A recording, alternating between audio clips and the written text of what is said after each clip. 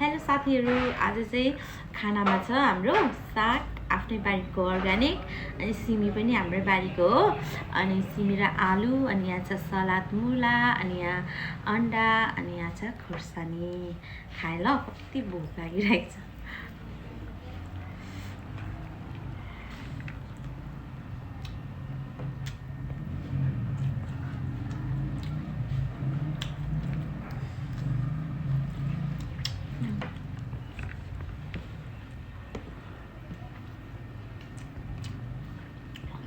दाल चाहिँ नखाएको।